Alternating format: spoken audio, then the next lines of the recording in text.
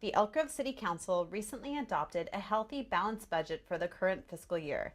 We sat down with Mayor Gary Davis and City Manager Laura Gill to learn more about how the balanced budget allows the city to focus on its top priorities. I understand the City Council recently passed a healthy, balanced budget.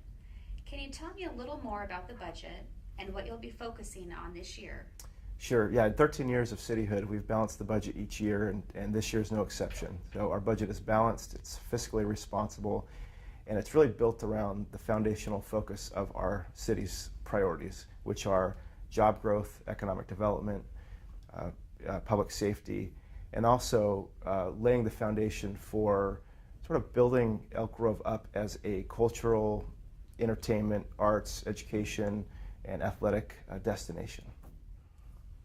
How has the city maintained a balanced budget despite challenging economic times?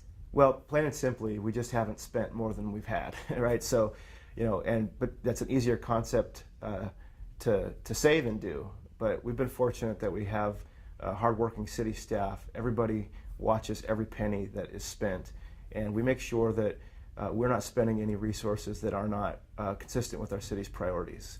Our priorities are job growth, economic development, public safety, and also beginning to build up sort of the cultural, civic amenities of this community. So by doing that, by being fiscally responsible, prudent, taking an all-hands-on-deck approach, we've been able to keep our budget balanced and lay a foundation for success, and the future is bright for the city of Elk Grove. Can you tell us about the budget? Sure. The fiscal year 2013-14 budget that was just approved in June is a plan of service that equals $164 million, which is about $10 million greater than the prior year's budget, and that encompasses all funds, including funds for capital improvements.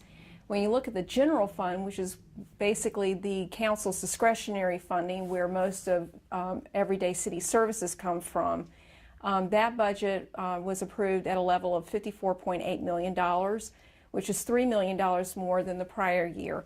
But for me, what is interesting about the budget that was just approved is that we are just now approaching the budget levels that we were at in fiscal year 2008, just prior to the recession.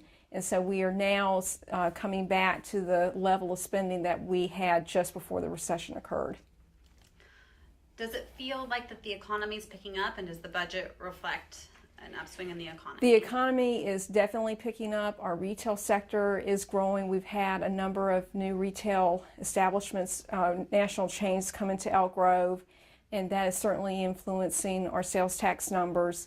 We are also seeing some growth in hotel motel taxes with the relocation of the state office buildings and with correctional health holding more conferences in Elk Grove. And property taxes are starting to rebound as well, where we're actually starting to see some growth in property tax revenue after years of declining property tax values because of the recession. Okay. How has Elk Grove maintained a balanced budget despite really rough economic times? Well, I was lucky in that when I came here in 2008, the city had provided itself with reserves to keep itself healthy through the recession. But also, city staff was very diligent in cutting out unnecessary spending. But the main principle through the past 5 years has been that we were going to make cuts in such a way where our citizens would not feel the pain of budgetary cuts. To the extent possible, we were going to maintain services, if not improve on those services. And I'm pleased to say that we've been able to do that in the areas of police, thanks to federal grant funds that were available, as well as code enforcement, where we've been able to add staff to help code enforcement efforts to maintain a good quality of life here in Elk Grove. Okay. Now that the budget is balanced, what does that allow you to focus on?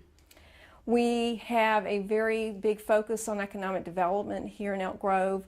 Our jobs to housing ratio is the lowest in the Sacramento region, meaning that we have way more residents here and not enough jobs to support the residents who would like to work where they live.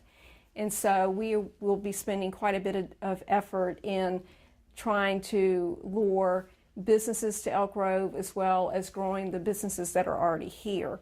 Also, we continue to work with Howard Hughes Corporation on the eventual opening of the mall, where we are, in contact with Howard Hughes every day to see what we can do to expedite the completion of the mall. Even though the economy is picking up and things are feeling better for citizens and for employees, we do have a looming issue in 2 years, in 2 years' time, because we know that retirement costs will be going up because CalPERS has changed its methodology for recouping investment losses and gaining more revenue in order to cover its obligations to retirees under the CalPERS system.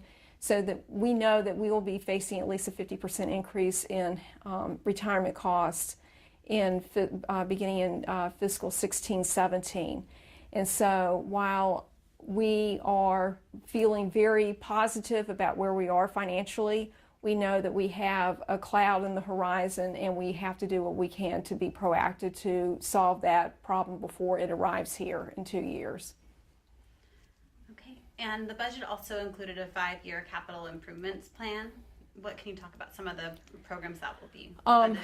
Included in the capital improvements program is the construction of the aquatics facility, land acquisition for a soccer complex, and that soccer complex would have at least 10 fields for tournament soccer play and room for a soccer stadium should Elk Grove be fortunate to land a Major League Soccer franchise. There are a number of thoroughfare improvements to relieve congestion, as well as drainage improvements to make sure that we don't have any localized flooding issues in the event of heavy rains.